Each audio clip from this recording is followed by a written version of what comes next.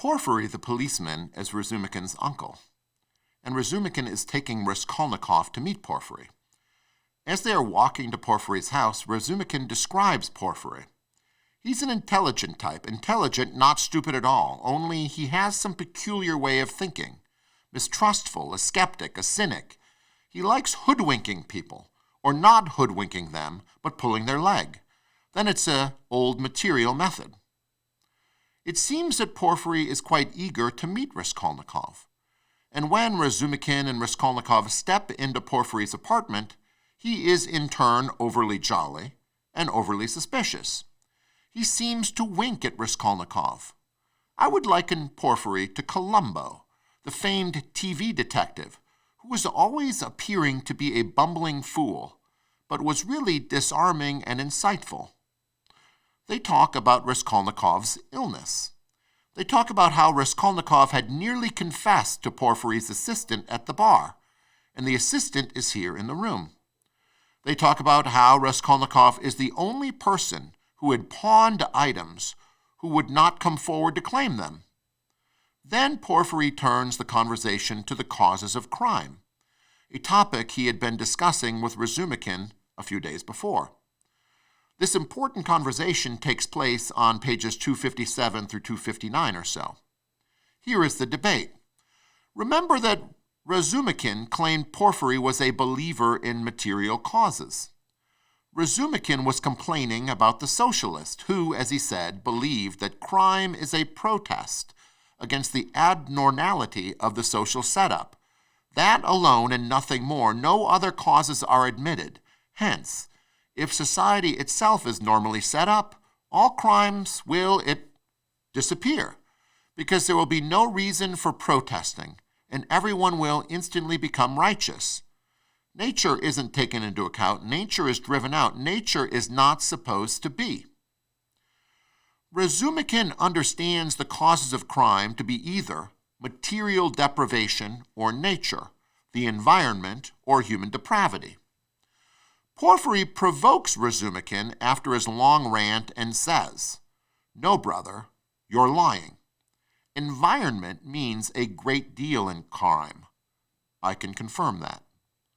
Razumikin gets mad, and he uses an example taken from a withdrawn appendix from the Demons. Razumikin says that the environment cannot make a 40-year-old man dishonor, that is, rape, a 10-year-old girl. No social system would promote that, so it must be traceable, in Razumikin's view, to natural depravity. But again, Porphyry disagrees. He says the crime against the girl may very well be explained by the environment. Razumikin flies into a rage, but this conversation does not mean what Razumikin thinks it means. Porphyry has quietly but decisively redefined what it means to be in the environment. What environmental factors could lead a man to dishonor a young girl? Not necessarily material deprivation, but definitely certain ideas about sexuality. The environment is much more than the material conditions, as the socialists would have us believe. Psychology is independent of social condition in a sense.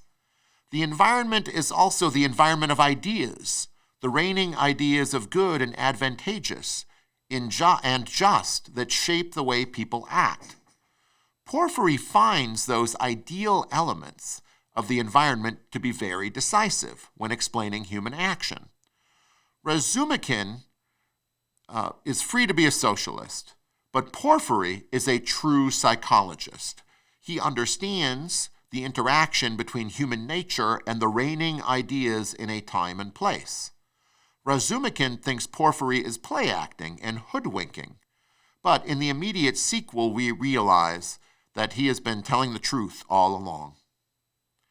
As this conversation comes to a close, Porphyry turns to Raskolnikov and asks, "Speaking of all these questions, crimes, the environment, little girls, I now recall, though it always interested me, a certain article of yours on crime, which Raskolnikov confesses he wrote 6 months ago, just as he was leaving the university.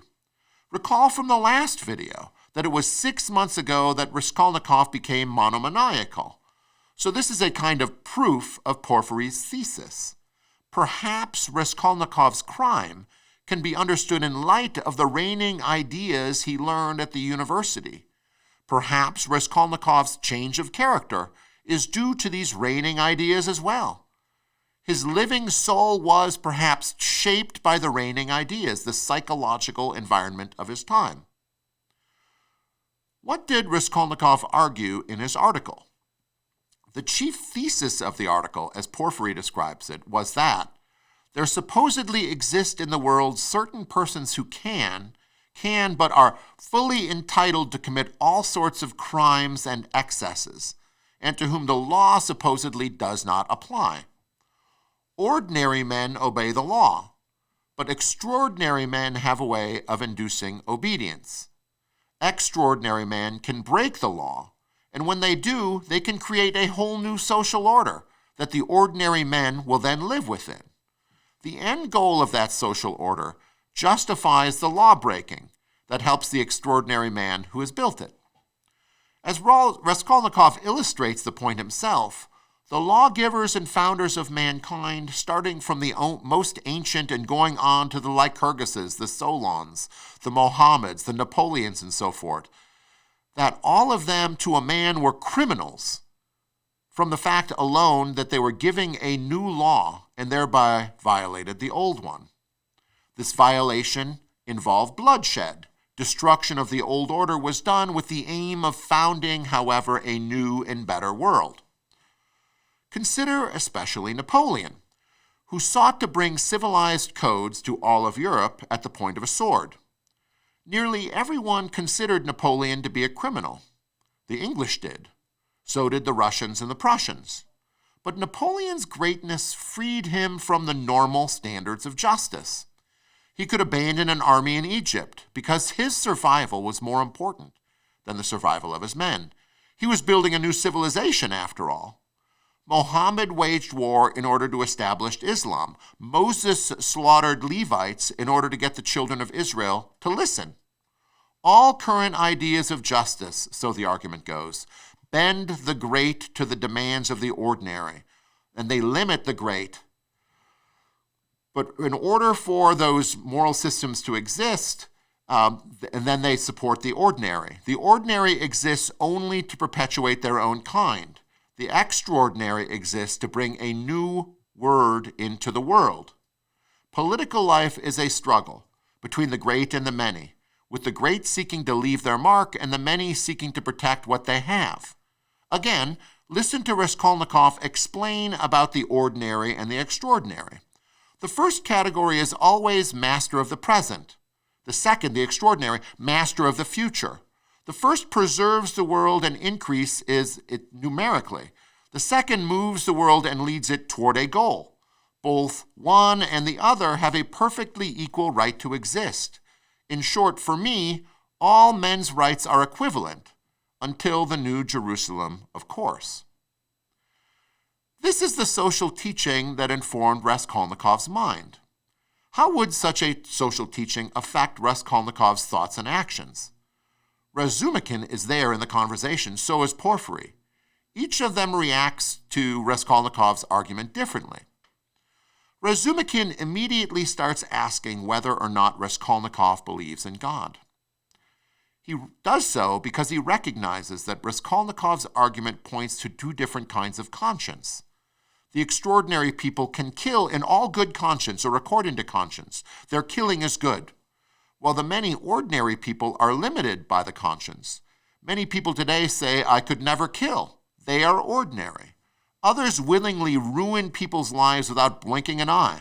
They are extraordinary. Porphyry asks, however, a different set of questions.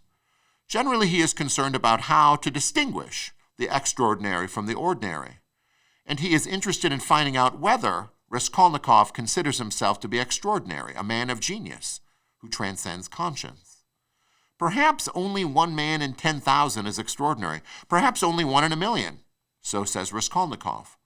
Raskolnikov concedes that sometimes vain and silly young people will think they are extraordinary, but then end up just killing without building anything. Porphyry drives this point home when he directly asks whether or not Raskolnikov regarded himself as one of those extraordinary people. It is a logical question. Certainly, Porphyry thinks the idea is everywhere in Russia, and he asks, who in our Russia nowadays doesn't consider himself a Napoleon?